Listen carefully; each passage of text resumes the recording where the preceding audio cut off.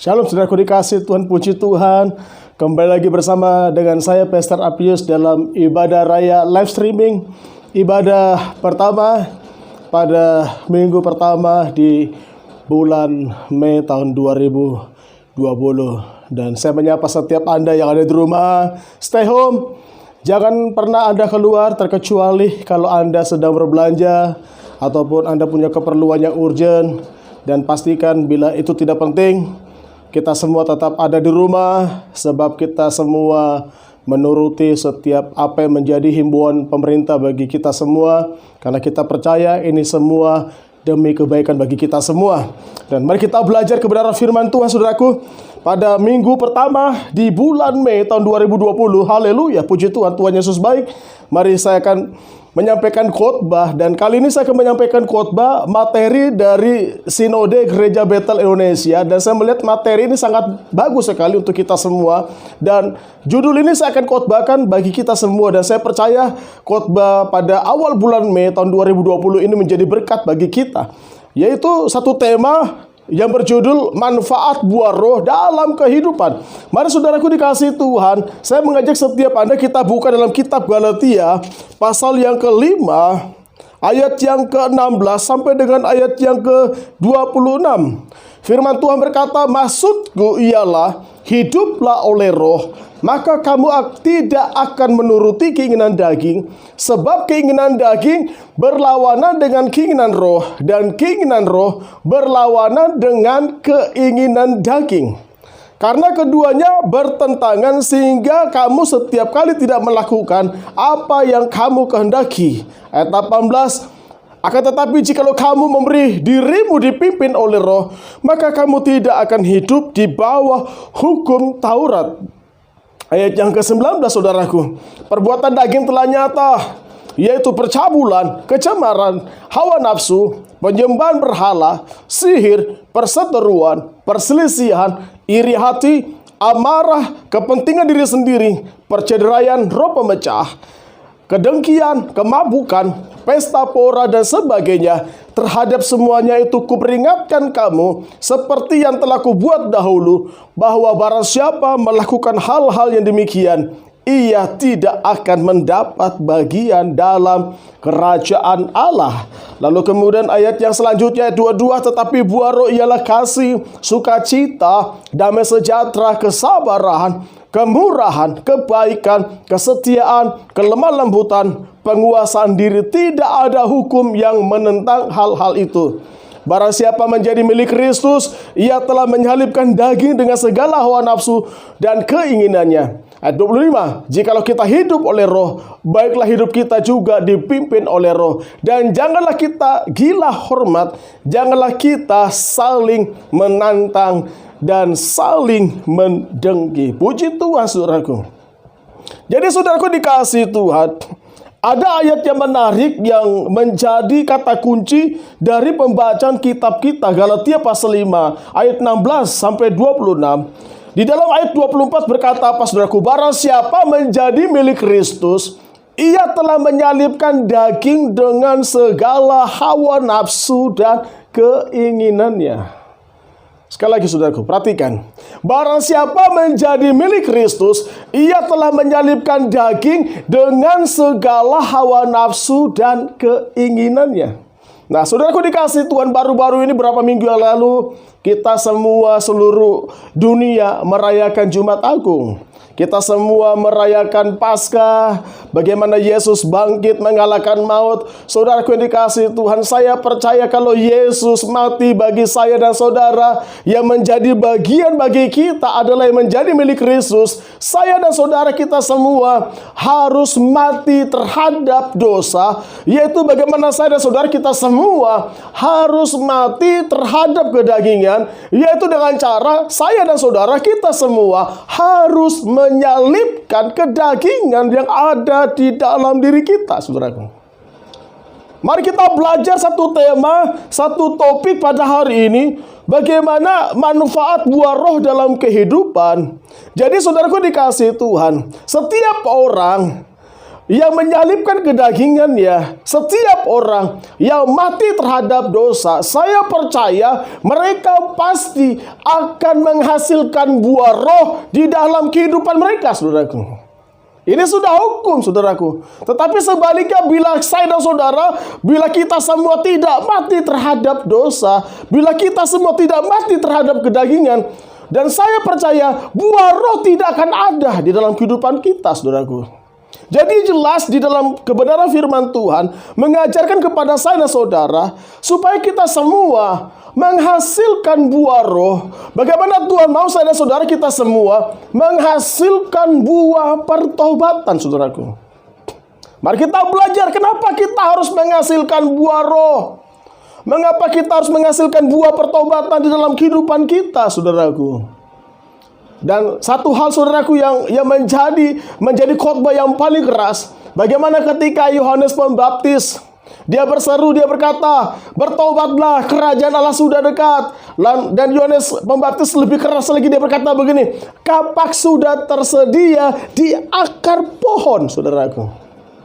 Jadi setiap pohon yang tidak pernah menghasilkan buah, setiap pohon yang tidak menghasilkan buah, itu akan ditebang, saudaraku. Dan dia akan dibakar. Jadi penting sekali bagi saya dan saudara, sebagai milik Kristus, kita harus menghasilkan buah roh, saudaraku. Mengapa demikian, saudaraku dikasih Tuhan? Kita belajar pada minggu pertama di bulan Mei, saudaraku. Bagaimana ada manfaat buah roh di dalam kehidupan saya dan saudara. Tuhan Yesus mati disalib, bangkit dan naik ke surga, bukan hanya untuk setiap orang percaya menerima karunia keselamatan dan penebusan dosa saja, melainkan juga membuka jalan agar Roh Kudus dapat menyertai setiap orang percaya. Nah, kita bisa melihat, saudaraku, saya akan membaca bagaimana dari panduan dari Gereja Bethel Indonesia kepada jemaat Tuhan yang dicintainya, kepada jemaat Tuhan yang dikasihi Tuhan.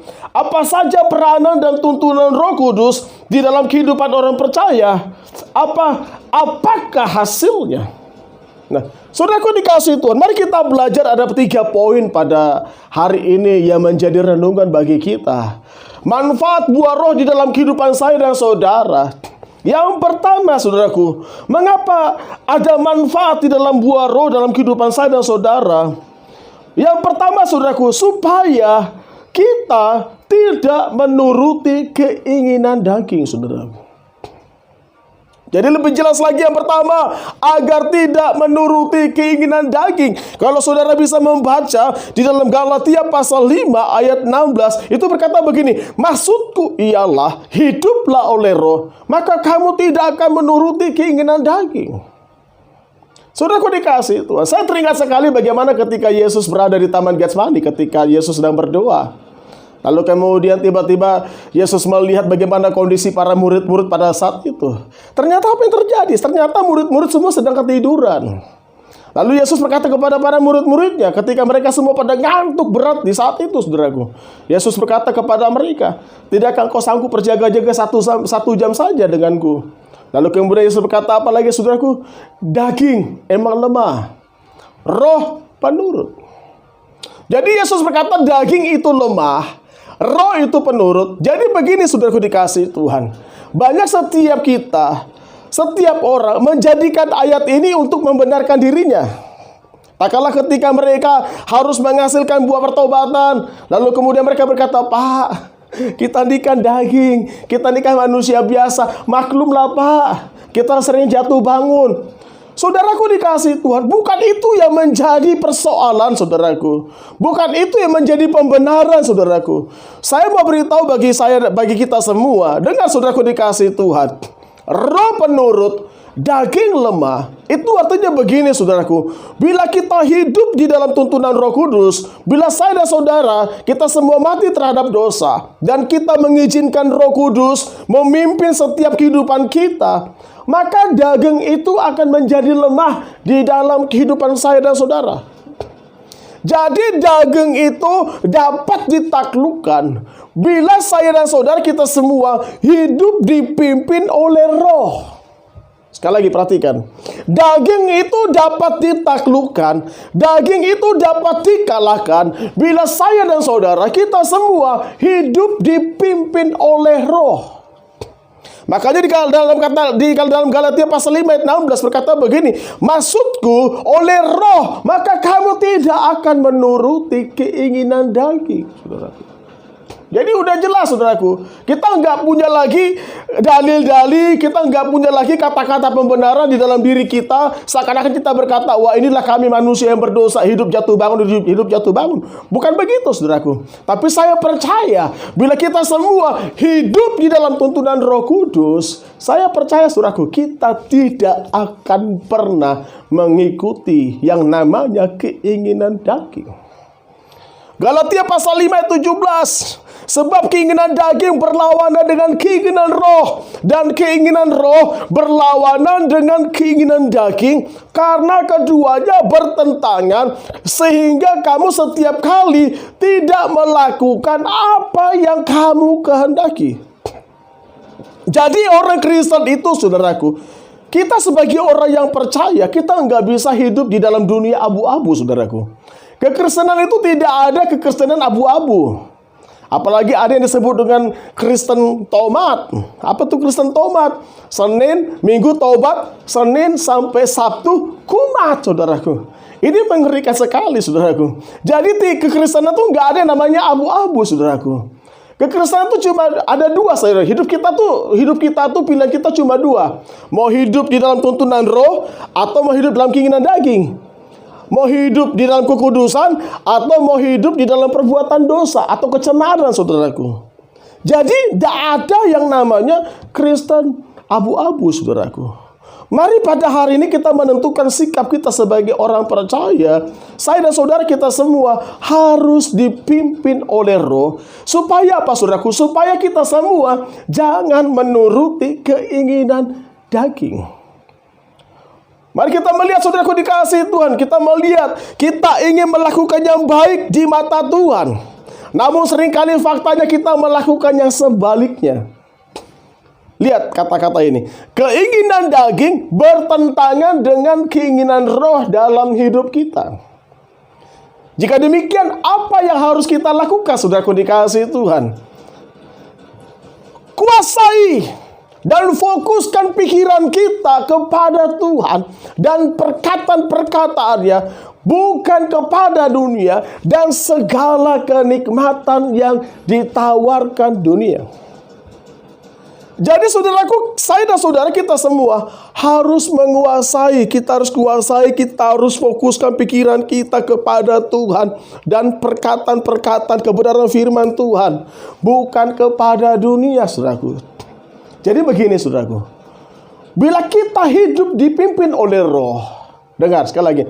Bila saya dan saudara kita semua hidup dipimpin oleh Roh Kudus, maka saya dan saudara kita semua akan berusaha, akan memikirkan bukan perkara-perkara yang ada di bumi, tetapi setiap kita akan memikirkan perkara-perkara yang ada di atas, saudaraku.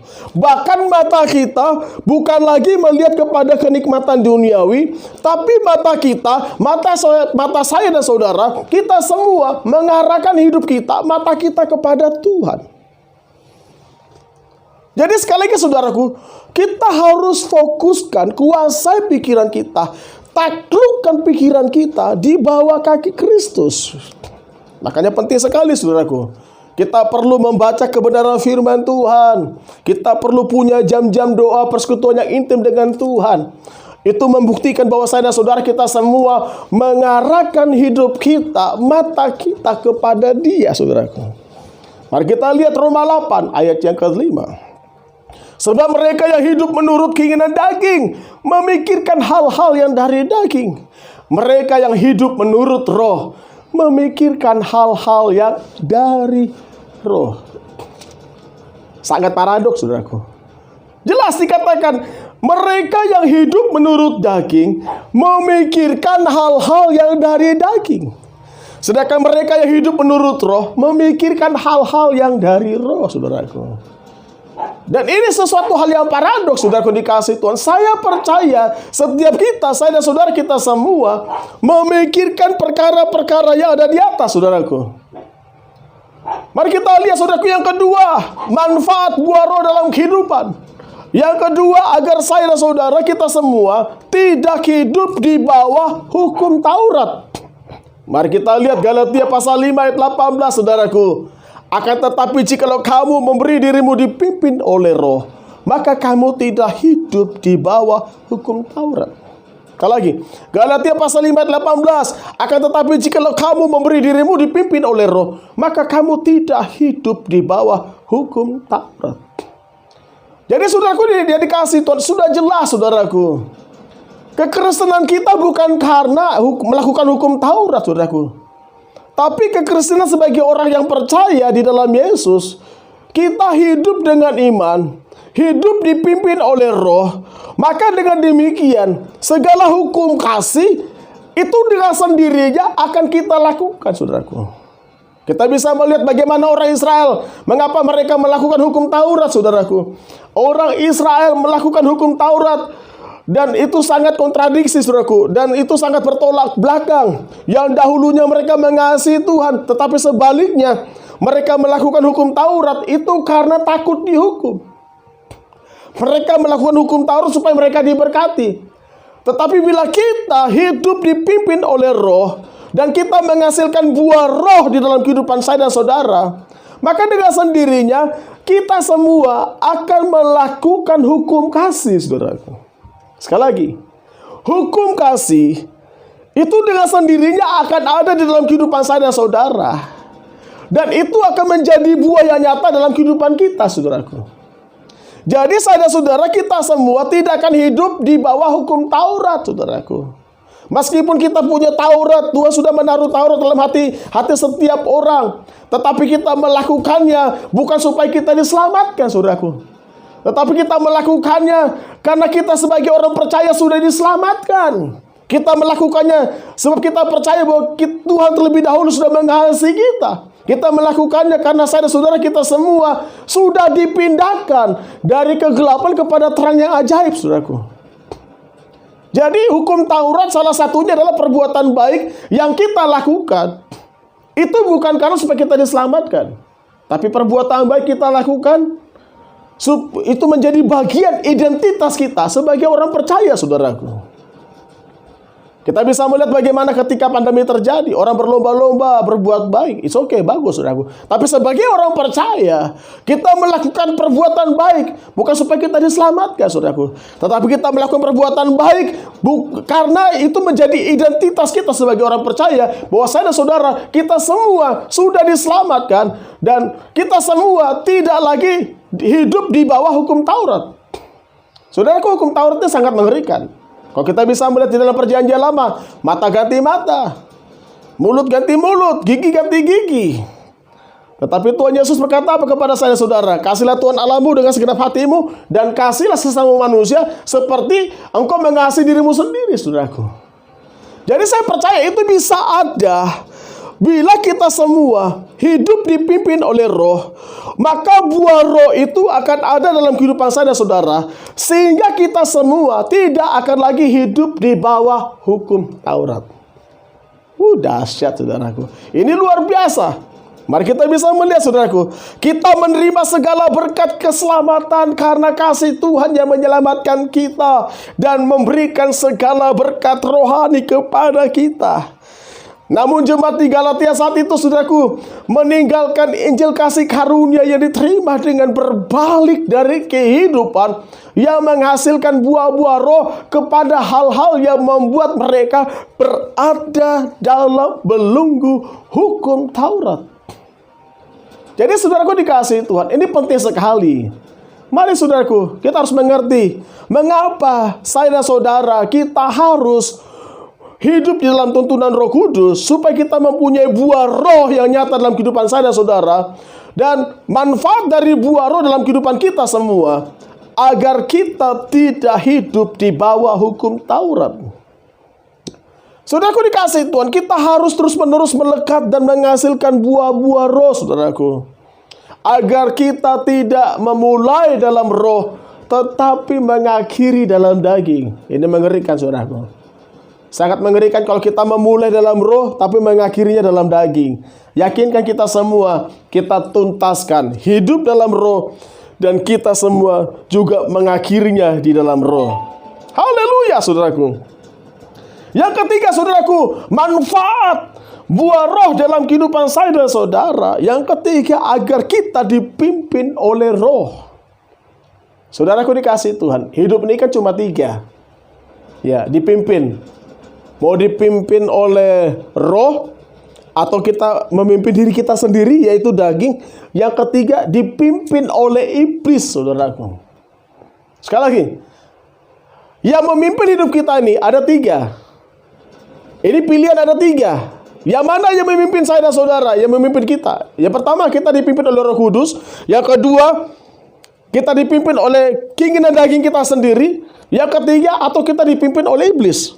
Artinya kita mengalami keterikatan dengan kuasa kegelapan, sehingga kuasa kegelapanlah yang memimpin hidup kita. Tetapi pada hari ini, saudaraku, kalau kita hidup oleh roh, maka kita akan menghasilkan buah roh. Dan buah roh yang ada di dalam kehidupan kita itu akan memberikan manfaat supaya saya dan saudara kita semua dipimpin oleh roh. Kita lihat Galatia pasal 5 ayat 25. Jikalau kita hidup oleh roh, baiklah hidup kita juga dipimpin oleh roh. Saudaraku dikasih Tuhan, di zaman yang semakin sukar seperti saat ini, seharusnya kita membutuhkan pemimpin Tuhan, pimpinan Tuhan lebih dari sebelumnya, saudaraku. Namun Tuhan tidak dapat memimpin kita jika kita tetap menghidupi keinginan daging kita, saudaraku. Perhatikan, saudaraku dikasihi Tuhan. Lihat, saudaraku dikasihi Tuhan. Namun Tuhan tidak dapat memimpin kita jika kita tetap menghidupi keinginan, menghidupi kedagingan kita, walaupun kita terus meminta Roh Kudus memimpin kita. Ini gak bisa, saudaraku. Tuhan tidak bisa memimpin kita selama saya dan saudara kita semua hidup di dalam kedagingan. Jadi penting sekali, saudaraku, kita semua harus hidup dipimpin oleh roh. Nah, kita bisa melihat, namun Tuhan tidak dapat memimpin kita jika kita tetap menghidupi kedagingan kita, walaupun kita terus meminta Roh Kudus memimpin kita.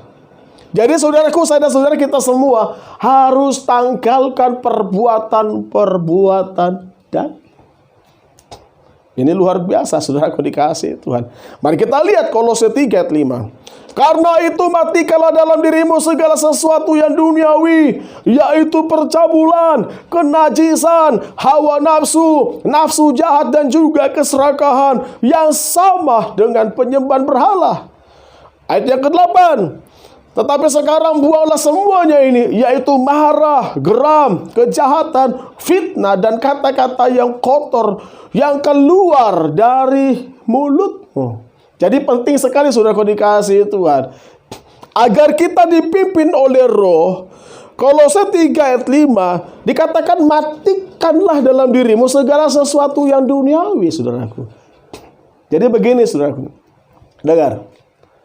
Kalau saya dan saudara, kita semua hidup di dalam tuntunan roh, kita hidup di dalam roh, maka kita mati terhadap daging, saudaraku. Jadi semua tawaran-tawaran dunia, kita nggak doyan, saudaraku.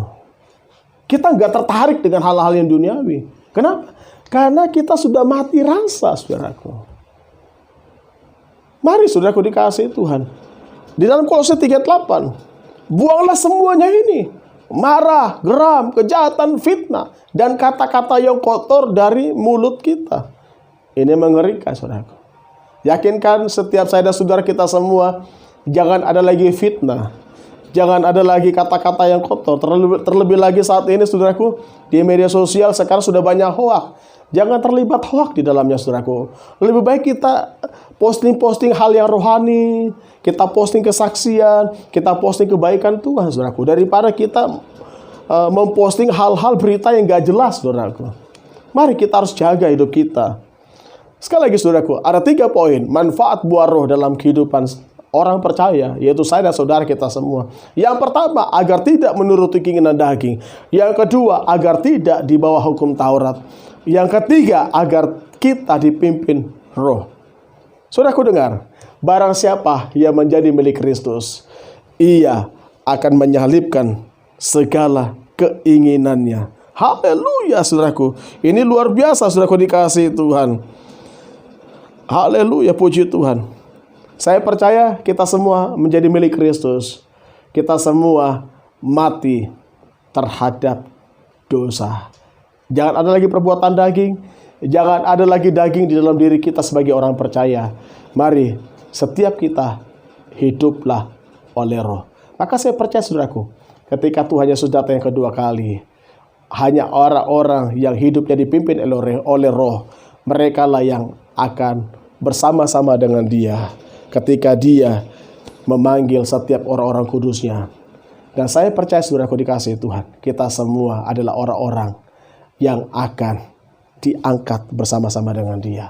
Haleluya, puji Tuhan. Mari kita berdoa pada hari ini. Terima kasih Bapa, kami ucap syukur buat anugerah-Mu. Ampuni segala dosa dan pelanggaran kami Tuhan. Kebenaran firman-Mu mengajarkan setiap kami Tuhan. Bapa, biarlah pada hari ini Tuhan, kami setiap jemaat-Mu, setiap kami mau hidup di dalam tuntunan Roh Kudus. Tuhan, terima kasih buat kematian-Mu. Kalau Engkau mati bagi kami, biarlah Tuhan oleh karena Roh Kudus yang memberikan kami kekuatan dan kemampuan, kami juga mati terhadap dosa. Terima kasih Bapa. Hamba berdoa Tuhan, tidak ada satupun di tempat ini, setiap yang ada di rumah-rumah yang tidak diberkati Tuhan. Kami semua diberkati Tuhan. Terima kasih Bapa. Di dalam nama Tuhan Yesus. Haleluya, haleluya. Amin. Mari saudaraku dikasihi Tuhan, siapkan dirimu. Kita akan masuk di dalam perjamuan kudus. Saudaraku bisa menyiapkan biskuit maupun sirup ataupun teh. Siapkan semuanya di rumah. Sebentar kita akan masuk di dalam perjamuan kudus. Haleluya, puji Tuhan.